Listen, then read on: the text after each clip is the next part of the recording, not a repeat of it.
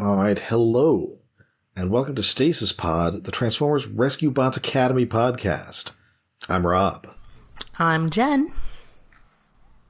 And I'm the Artemis 2, safely splashing down. I'm David. Yay! Also, I am recording from the kitten room again. So, just so everyone knows, if you hear any tiny mews, that is coming from 8-day-old kittens. And I want you all to imagine how cute that is.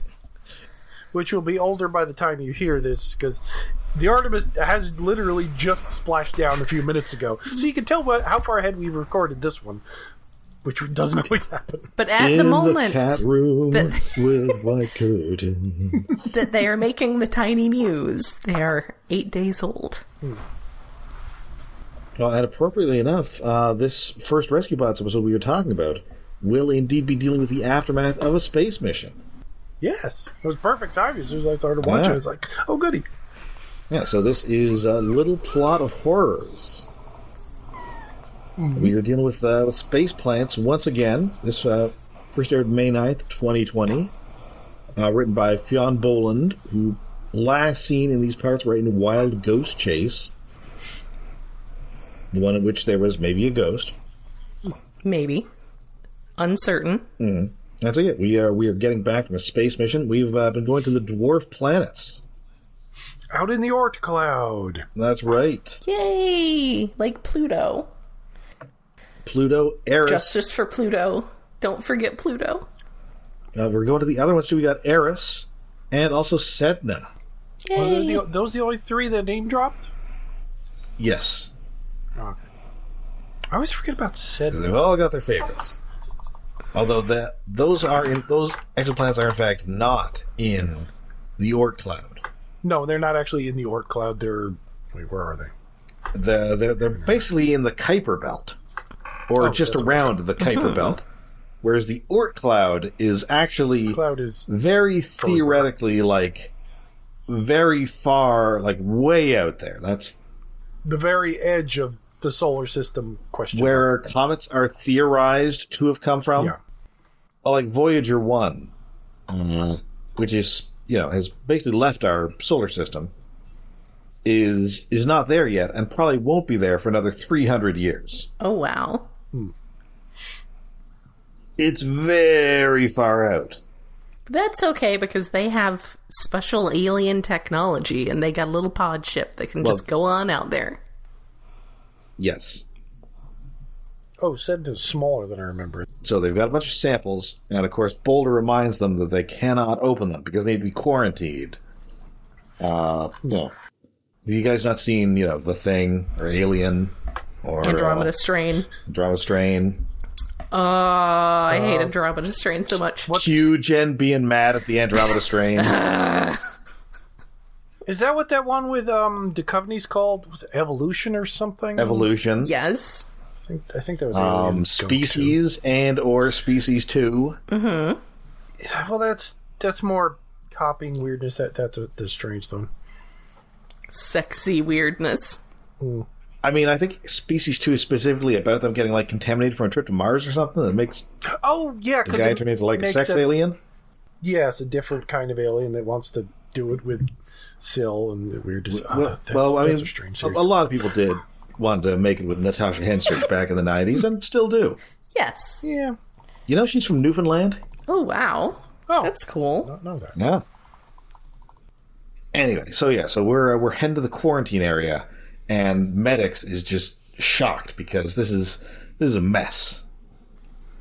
Well, yeah, Hotshot isn't following proper procedure. They're dumping things on the ground. Things are not alphabetized properly. Oh. Yep. So he's decided he's going to indulge in his own neurodiversity or divergence and alphabetize everything. It's important. You need that in your sample room. Yeah, this is kind of a double bill of... it's Medix heavy watching this week. Yeah, Medix is what you might call neurospicy. Yes. This episode it's for good. Next episode, not so much. That's good.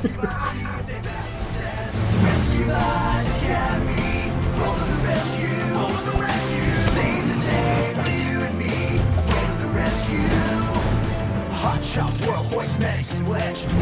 Together, we'll give them the edge. Rescue Bots Academy. Go to the rescue. Go.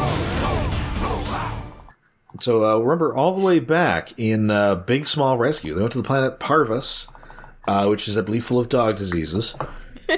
And then they rescued this teensy plant, the Galax. It was very cute. Yes. It's got big Baby Groot vibes. So it's been there this whole time, so he is going to take it out, he's going to plant it in the garden. But it does not... Yes, because it doesn't have bacteria or any other signifiers that it would be poisonous or whatever, but... And it seems sad. Yes. So he's like, I'm going to take it outside. It turns out it does not like water. No. Which, okay, that's a good way to signify alien plant. It's not exactly a fan of water. Yeah, that is... He does say, it's like, oh, you were in a cave that was low on water supply, but it was dark. But caves have water all the time. No. I guess it's a scraplet. Yeah, so he just leaves it out there and comes back the next day, which turns out to be the day of the Triffids. Kind of, yeah. I think he says it's expanded like 50 times. It's like, it feels like more than that, because it was a tiny little potted plant size thing, and it has taken over an entire garden, which is a large chunk of the grounds. It's definitely like a Pokemon evolution here. Yes. Like it went through 2 different evolutions at that stage. It is now a Tangrowth. It is very much Pokemon-y, because it starts as this little basic leafy thing, little flower. It flowers its head, and then it like sprouts this giant umbrella of leaves and vines in its evolved monster form. It's a Tangrowth now.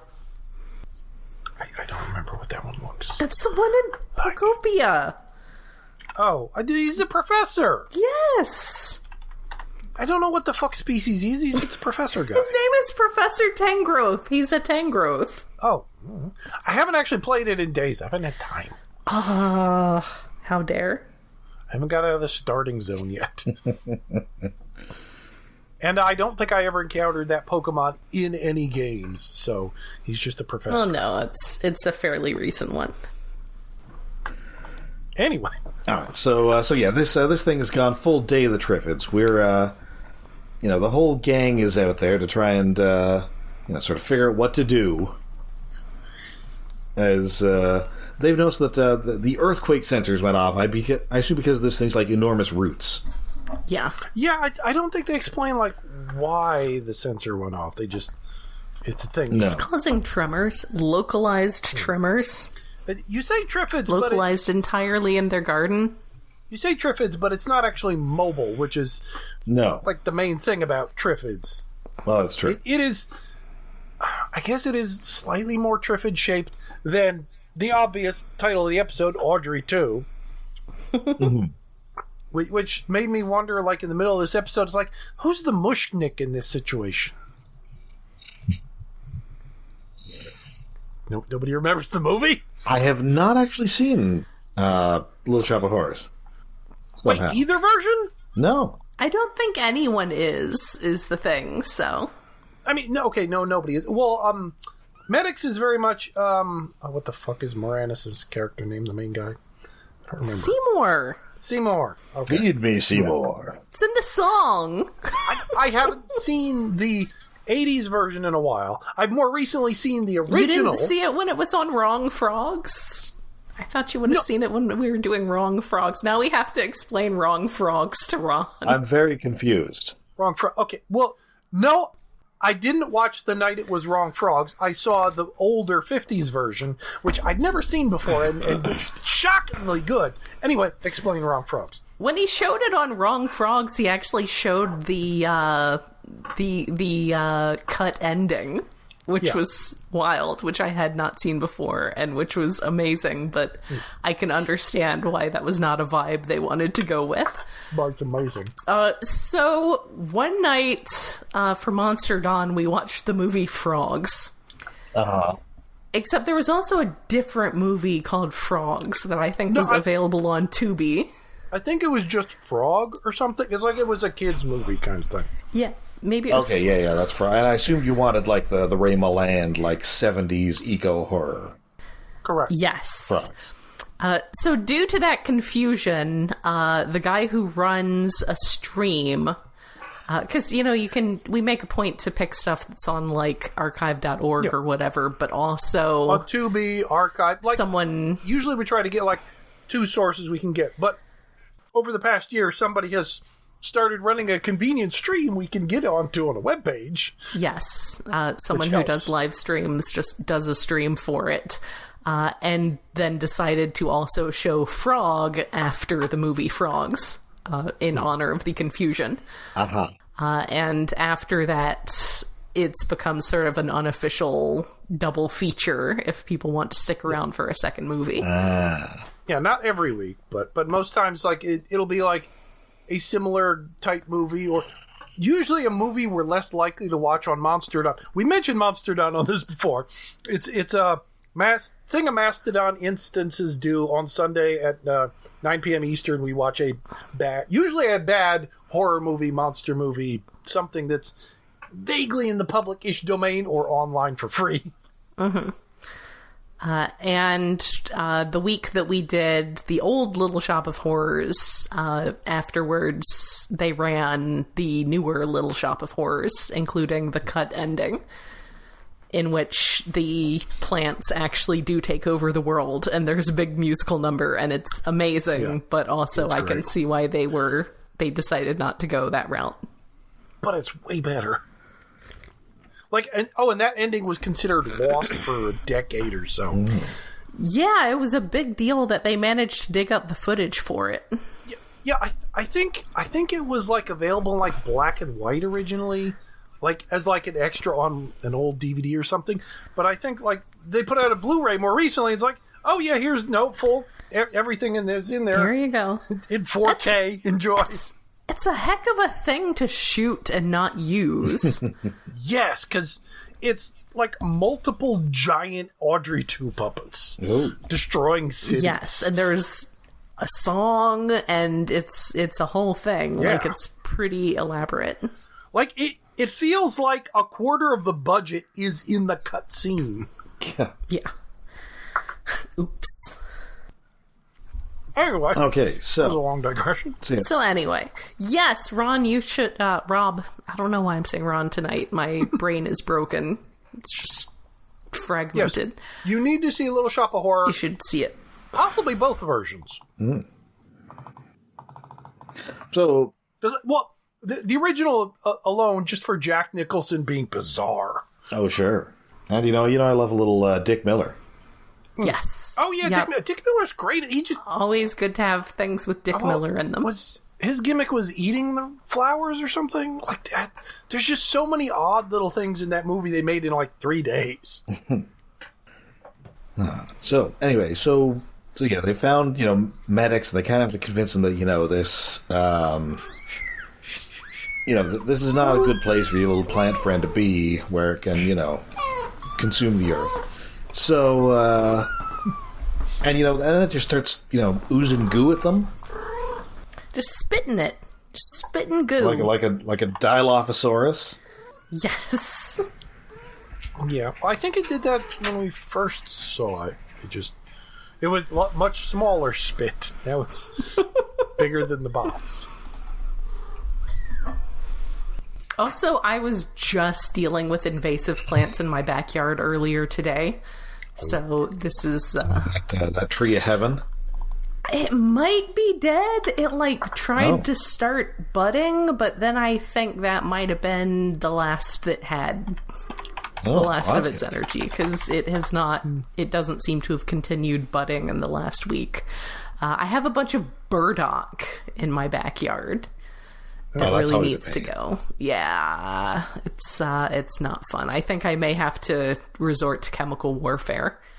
But I was making an attempt at just digging them up, and then I realized that there were a lot more of them, and I am 47 years old and work full-time and do not have the time or energy for this nonsense. Mm-hmm. Yeah. So, yeah, I relate to big invasive plants taking over. Although, they even mention in this episode, like, this is the last of that plant species. I thought the end of this episode was going to lead to, oh, now we have a bunch of them. Because it had budded, but that part doesn't happen, which is odd. That would be useful. Like, well, first they're trying to cut down the plant, and then Medix is like, no, this is our little friend. And then they're like, yeah, but it's taking over the grounds. We got to do something about it. And he's like, reluctantly, well, water kills it. Yeah, so it doesn't like water. It's scrapple time. Yes. And luckily it shrinks back down to its normal size, leaving like a bunch of dead vegetation everywhere. So they're just able to pluck it out. But the good news is, thanks to their space experiments, they found that it would be that they can plant it on Sedna. Yes, because they had soil samples and we're testing that in the background. That's right. Sedna, notably named after an Inuit goddess. Oh, nice. And then they take their little planet, the Galax, to that dwarf planet, and they plant it, and it sort of reminded me of the sandworm planet from Beetlejuice, just with crystals. Yes, that's exactly what I was going to say. It looked like Saturn. Yeah. It was a really weird planet. Yeah. Yeah. I appreciated the really weird, like, it kind of looked like it had a bunch of suns, but I guess maybe those were not supposed to be suns because that was an unreasonable number of suns, and it was like really interesting colors, and it had like some kind of trees with crystals, and it's a really neat planet. Somebody had fun designing this. Mm-hmm. Yeah, for one background shot. Yes. One background shot of the Transformers preschool show.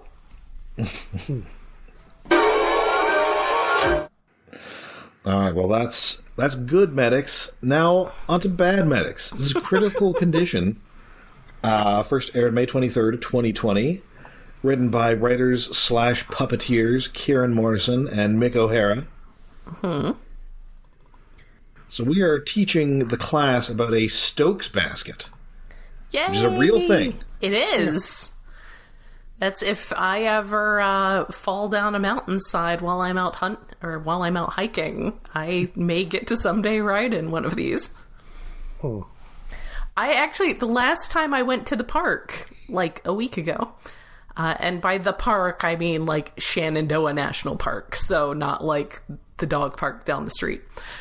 There is a big like highway sign by the entrance that said, "Hike safe. Rescues can take hours."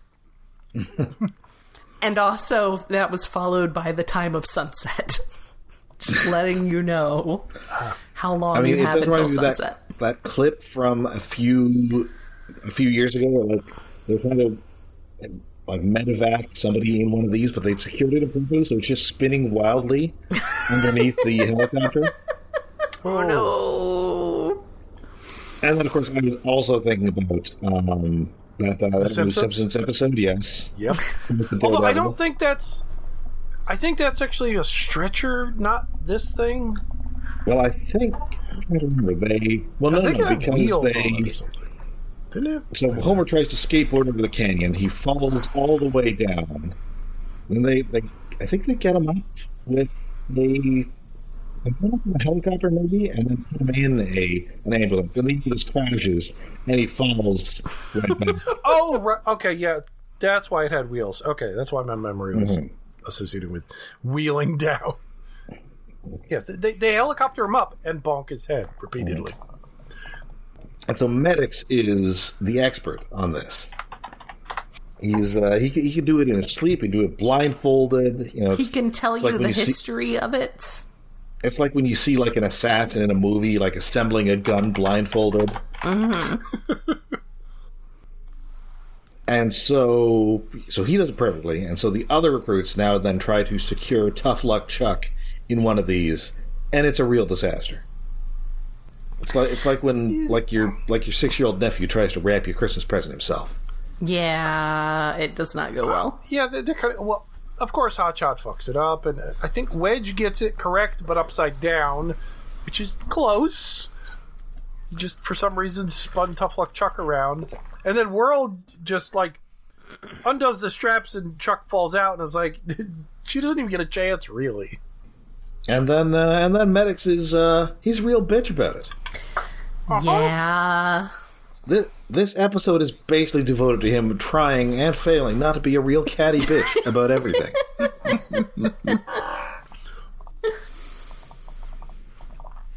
I mean, relatable, though. Relatable. Yes. Yes, since he's so good at it, he effectively nominates himself as assistant teacher, which is correct in a way, but he reminds me of, like, a couple of art professors where they were much better at criticism than they were at, what's the opposite of criticism? Actually doing art? Creative critique. Encouragement, yeah. Well, yes, as we get into this episode, yeah. Like, which actually is a hard thing about art, even for me, too. It's like, it's easier to find what's wrong than to find what's right. So, he does this, and then later he's, walking back, and he overhears the other saying that, that Medix, he's a real catty bitch today. Yeah, said he was painted the glute servos. Yes, which is a new term for robot ass. Yes. So, he goes to Blades, and Blades, you have to sort of balance criticism with encouragement. You can't just tell people how much they suck ass. No matter how much they suck ass. How much ass they're sucking. So, he tries it out again. We're doing a refresher course. And once again, screwed up, and he tells them, oh yeah, you're all doing great. It's fantastic.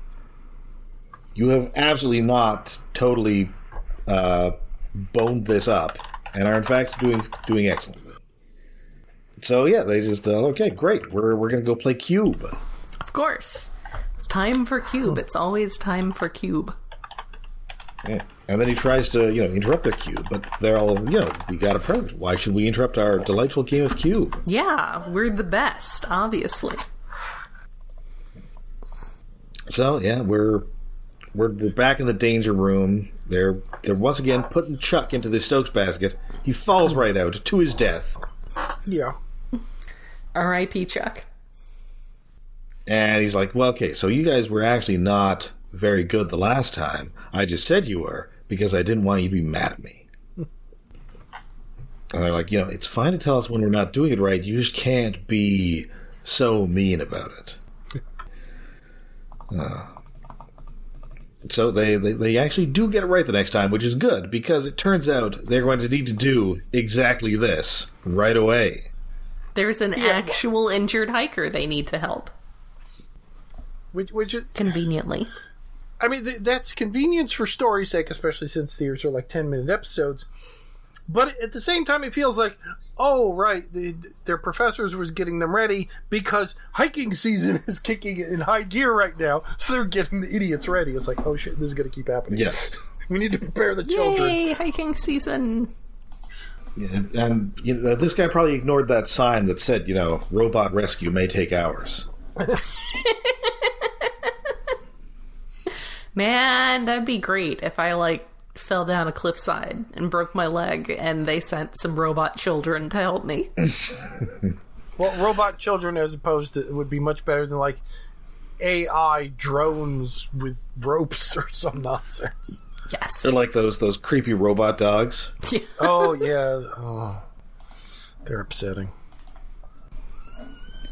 So they do this, and they combine their skills and their newfound knowledge of working a Stokes basket, and they get it right.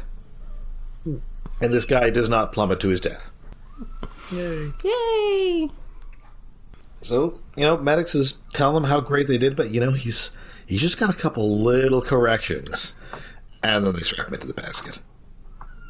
They successfully strap him into the basket. They do. He seems to be totally immobilized. Yes. It's fantastic. Good job. Mm-hmm. This dude's he's laying back. He's got his eyes closed. He's like, I'm in God's hands now. Yep. These robot children have come to rescue me. Jesus, take the wheel. And that is it for our 2 episodes this week. These were both enjoyable. It was nice getting a sort of Medix double bill. Yeah. He's my favorite boy, so yes. But yes, everyone decided that they would rather he be honest, even if it's kind of mean. Yes. So that was nice. It wasn't like Medix, you have to change. You have to be different. No. Maybe you just have to be slightly different. Yes. A little less catty. Yes. All right, so that does it for us for this week. But, of course, we'll be back with more Rescue Bots Academy action next week. We are, and, of course, until then, we are all over the internet. We are on Facebook. We are on Blue Sky, and we are on Mastodon. And we have a Patreon. Yes, we have a Patreon set up to help with hosting and other expenses. That is patreon.com/iaconunderground, as in iaconunderground.net, where you can find links to our Discord and also to that Patreon. For April, so we're doing it. We're doing the Daredevil movie, right? Yeah. Yes, that is the plan. I don't know if you're prepared for the new metal that is about to... oh, God, I hate new metal. Be exposed to. I always hated new metal. What's the version that's then this is perhaps not the movie for you. It's gonna hurt. Yeah, no. What's the version that's on Disney Plus? Is that the extended Coolio cut? I don't know. It's not on Disney Plus in Canada, so I'm watching it on my DVD, which is the Coolio cut. Oh, wait. Okay. Wait, I have been keeping an eye out for it assumed. at the thrift shops and such, trying to find it on DVD as God intended. So far, I found a copy of that old Punisher movie. Now, by old Punisher movie, do you mean the one with Thomas Jane or the one with Dolph Lundgren? The one with Thomas Jane. Okay. So the slightly less old Punisher movie. Okay, that one's kind of fun. It's probably better, yes, but... And I did find a copy of Elektra. Ooh. And I regret to inform you that both of those came home with me. We might have to stay tuned for Elektra. Yeah, I've never it's a seen good it. thing I grabbed that then. It's a good thing I picked think that up. I, of course, famously saw it in the theater. Oh, man. I mean, I don't think there's as much new metal in it. Also, it sucks. I hate new metal so much. Like, Daredevil is a much better movie. Tragically. I mean, I would imagine, like, Elektra's probably going to be worse anyway. But I still have a little time to see if I can track that down on DVD before I resort to my my usual tricks. But hopefully I can find it. I don't know how it's so hard to find. I mean, it's not that hard. They did have the last Goodwill that I went to did have a VHS copy of City of Angels for that Goo Goo Dolls song that's become a big meme lately. Don't want the world to see me. So I did not take that home. So Jen, you say that you're after this Daredevil movie. So you and of course that stars Ben Affleck. It does. So you might say that you're Goodwill hunting.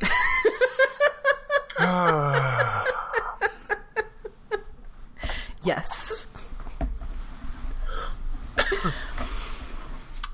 Yes. I might have to go to the kind of skeezy used books shop and see if they have a copy of it, because they have a bunch of random DVDs. Maybe they'll have the official novelization. Oh, they probably they might. That's where the last time I was there, I picked up a copy of the Gen 13 novel. What? And one of those Millennium paperbacks that were just like an adaptation of episodes. So was the Gen 13 novelization an adaptation of like the animated special? No, it was just like a novel. Okay. Oh, that's better and worse, I guess? No, it was its own thing. I have not read it yet. These are things that I just get as amusing artifacts. This is why I shouldn't have a basement. This is why it's for the best I got a place that doesn't have a basement. Because I just go out and come back with incredibly random nonsense because it amuses me and it's $2.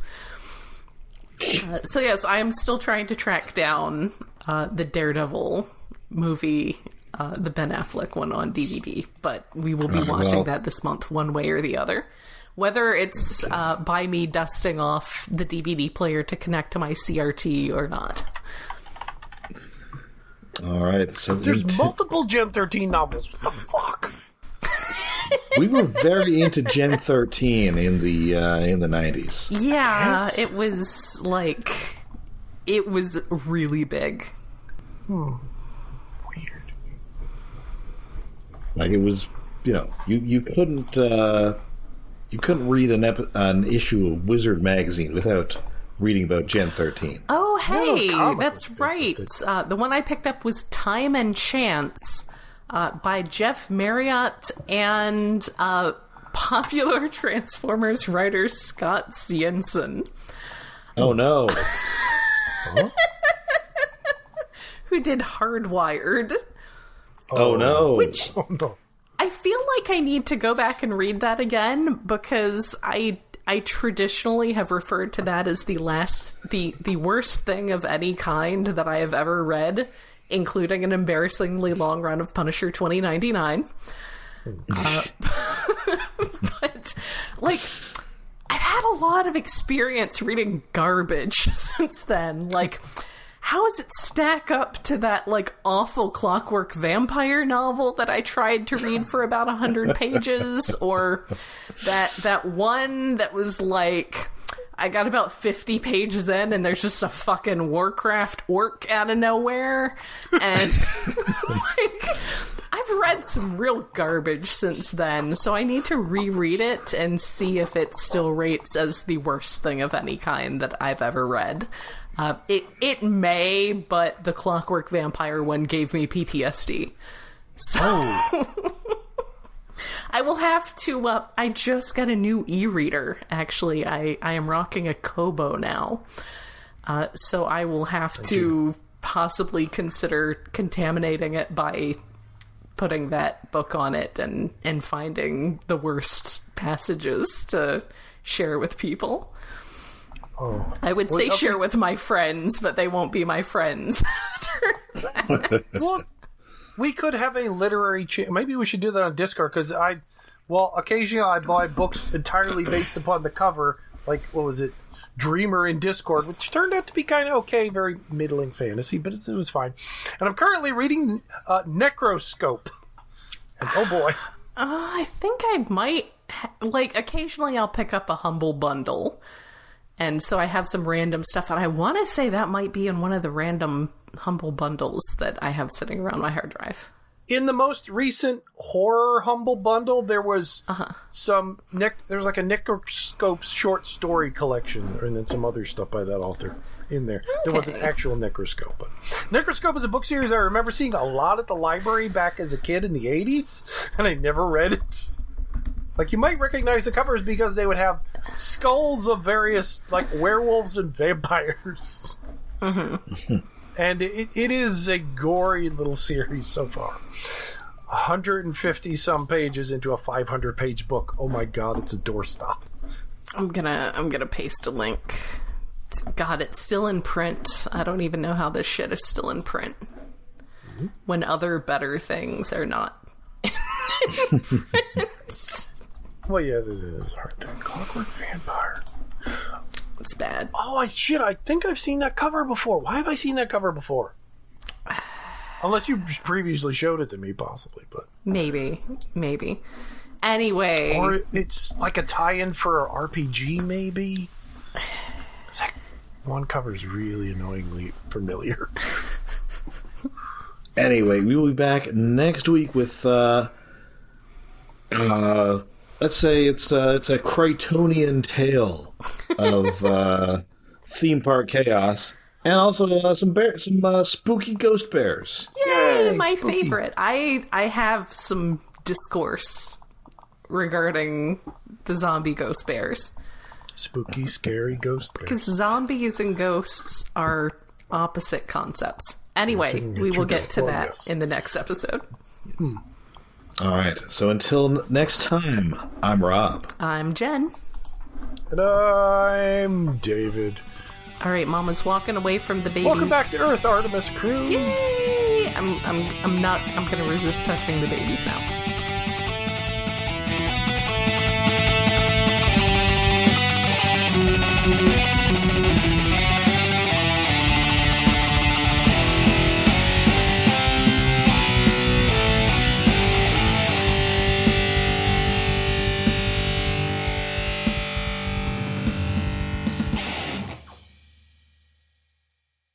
Record. Okay. I am recording. Everything is working. Oh, come on, Mike. Why are you... My squiggles are a squiggling. Audio levels, whatever. I want to check the other kittens for eyes. I want to see if anybody else is opening their eyes yet. That's like one of the two smallest ones, too.